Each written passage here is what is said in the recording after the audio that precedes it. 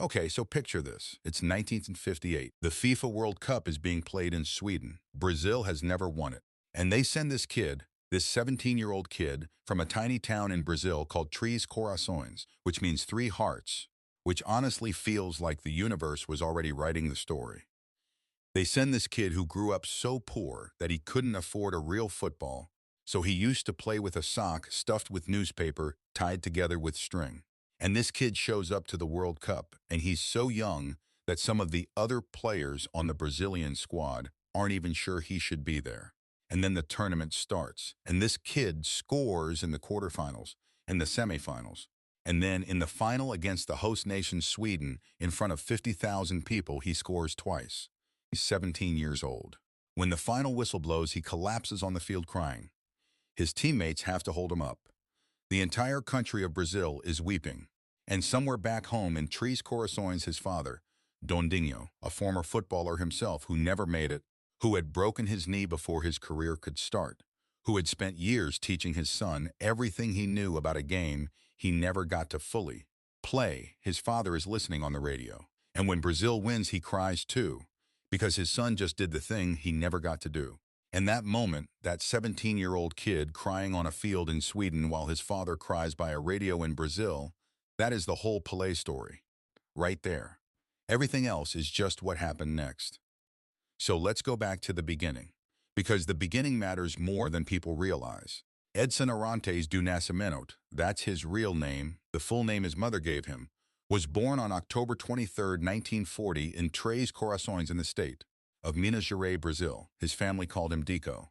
The nickname Pelé came later from school, from kids teasing him about a goalkeeper he admired named Pelé, whose name he mispronounced. He hated it. He got into fights over it. He asked people to stop. They didn't stop. And eventually, the whole world would know him by that name, and only that name, one word, like a force of nature that doesn't need a last name to be understood. His father, João Ramos do Nascimento, known as Dondinho, had been a footballer, a genuinely talented one by the accounts that survive.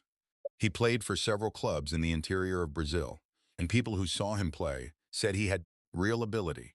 But he broke his knee badly enough that his career never recovered, and he spent the rest of his working life doing odd jobs.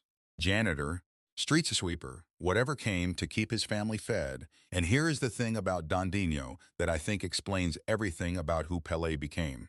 Instead of walking away from football because it had hurt him, instead of keeping his son away from the game that had taken his livelihood, Dondinho taught Pelé everything. Every evening in the dirt streets of Bauru, where the family moved when Pelé was young, Dondinho would work with his son on technique, on positioning, on the specific way you strike a ball to make it do what you want it to do. He was passing on the career he never got to have, and Pelé absorbed every single thing his father gave him. They were genuinely poor, not struggling to pay bills poor. Poor in a way that meant the family sometimes didn't have enough to eat. Pelé shined shoes as a child to contribute money to the household. He stole peanuts from a train station to sell them. The sock football wasn't a charming detail from a motivational poster. It was the actual reality of a kid who wanted to play the game more than anything and simply didn't have access to the equipment that other kids had. And here's what gets me about that. Most kids in that situation, most kids with that level of material disadvantage, with a father whose career had been cut short, in a country where the gap between where Pelé started and where professional football could take you was almost incomprehensibly wide. Most kids find reasons to stop, to be realistic, to find something more achievable. Pelé never seemed to consider that option. The want was just too strong. He was spotted by a former Brazilian international named Waldemar de Brito when he was around 11 years old playing in the streets of Bauru. De Brito coached a local youth team and immediately saw something that he later described as unlike anything he had encountered in years of working. With young players, he took Pelé under his wing, trained him, developed him. And when Pelé was 15, De Brito took him to Santos FC, one of the biggest clubs in Brazil, and reportedly told the club directors that this boy would become the greatest footballer in the world. The Santos directors were skeptical. They signed him anyway. Pelé made his professional debut at 15. He was the top scorer in the entire Brazilian league at 16. And then came Sweden in 1958, and the rest of it you already know. But here is something about Pelé's game that I want to spend a minute on because it gets simplified in the retelling.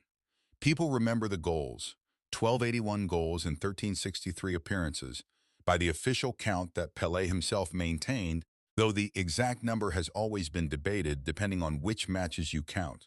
The goals are real, and they are extraordinary. But what made Pelé different from every other goal scorer of his era wasn't just that he scored more.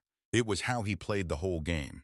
He had spatial awareness that teammates and opponents described as almost supernatural, an ability to know where every player on the field was, without looking, to process the geometry of the game in real time, in ways that seemed several moves ahead of everyone else.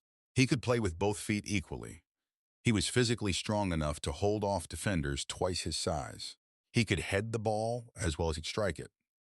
And he could do things with the ball at full speed that other players could only attempt when standing still. His teammate at Santos and later at the New York Cosmos, the American player Shep Messing, once said that playing with Pelé was like playing with someone who existed in a slightly different relationship with physics than everyone else on the field. That's not hyperbole. That's a real football observation from someone who played alongside him. The 1962 World Cup in Chile was different. Pelé was injured in the second game and missed the rest of the tournament. Brazil won anyway. That's how good that team was. But Pelé watched most of it from the sideline. I always think about what that must have felt like. To be 21 years old, to be the best player in the world, to be at a World Cup, and to be standing on the sideline in street clothes watching your teammates play. The 1966 World Cup in England was worse. Brazil was eliminated in the group stage, and Pelé was kicked so badly and so repeatedly by Bulgarian and Portuguese defenders, in an era where the rules around physical defending were applied very loosely, that he left the tournament saying he never wanted to play in a World Cup again. He meant it at the time. The physical treatment he received in 1966 was genuinely brutal, and the officials did almost nothing about it. And then came 1970, Mexico. What most football historians consider the greatest World Cup ever played and the greatest team ever assembled. Pelé was 29 years old. He had spent 4 years saying he was done with World Cups, and then he changed his mind and came back. And what followed was, I genuinely don't know how else to say this. It was like watching someone decide to prove a point to history. The goals, the assists, the famous moment in the semifinal against Uruguay where Pelé let the ball run past him and the goalkeeper having committed to diving one way, Pelé ran around the other side to collect it and shoot, and missed. But the idea of it, the audacity of even conceiving of that move in a World Cup semifinal, it stopped people cold. The final against Italy. Pelé's header to open the scoring. The way he moved through that tournament. Brazil won 4-1. Pelé had his third World Cup winner's medal. He was the only player in history to win 3. He still is. I was watching old footage of the 1970 final a while back. The kind of thing you end up doing at midnight when you fall down a YouTube rabbit hole, and what struck me wasn't any specific moment. It was the way Pelé moved between moments. When the ball was somewhere else, when other players were involved, when he wasn't the center of the action. He was always moving, always repositioning, always calculating something, never standing still, never switching off, never treating any moment of a World Cup final as not worth his full attention. That quality, that complete presence for the full 90 minutes of the most important games in the world is as rare as the goals, and it is a lot harder to see on a highlight reel. He retired from Santos in 1974, and then in 1975 he did something that nobody expected. He signed with the New York Cosmos of the North American Soccer League. He was 34 years old, and the reason matters. The Cosmos and Warner Communications offered him an extraordinary amount of money, around $4.5 million over 3 years, which was one of the largest sports contracts in history at that point. But Pelé also genuinely believed in what the Cosmos were trying to do. Bring football to America, build the sport in a country that had never fully embraced it. He said in interviews that he thought he could help make that happen. And for 3 years in New York he tried. The Cosmos crowds went from around 5,000 per game before Pelé to over 70,000 after he arrived. He brought Franz Beckenbauer and Giorgio Chinaglia with him. He made the cosmos into something people actually wanted to watch. Whether the North American Soccer League ultimately survived is a different question. It didn't. But the 3 years Pelé spent in New York genuinely moved the needle on football in America in ways that are still being felt today. He retired for good in 1977. His final game was a friendly between the Cosmos and Santos, his two clubs. He played one half for each team. When the game ended, he walked to the center circle, picked up the ball, held it above his head, and stood there. The crowd in Giant Stadium, 75,000 people, gave him a standing ovation that lasted several minutes. He was crying. Of course he was crying. This man had been crying on football fields since he was 17 years old in Sweden, and there was no reason to stop now.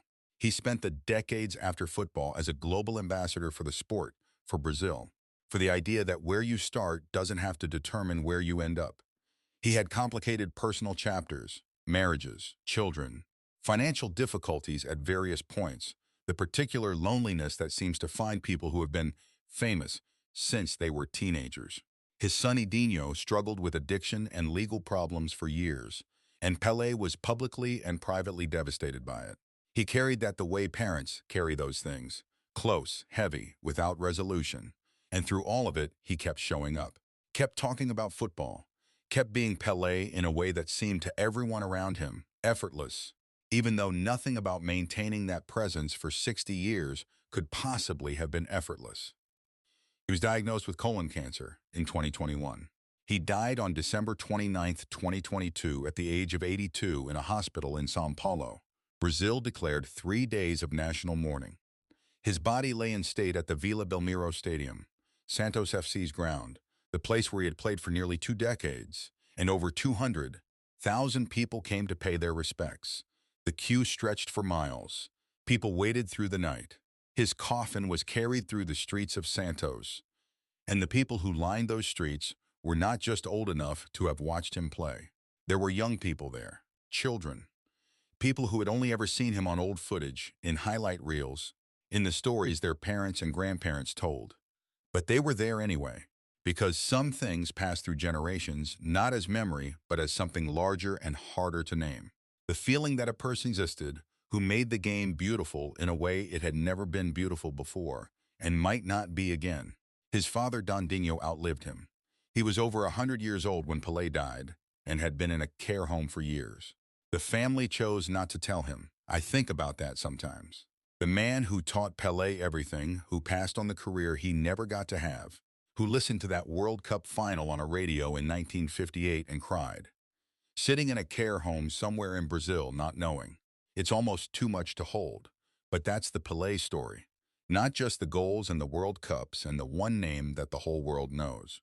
It's the father and the son and the sock stuffed with newspaper and the kid who couldn't afford shoes becoming the person that 200,000 people waited in line through the night to say goodbye to.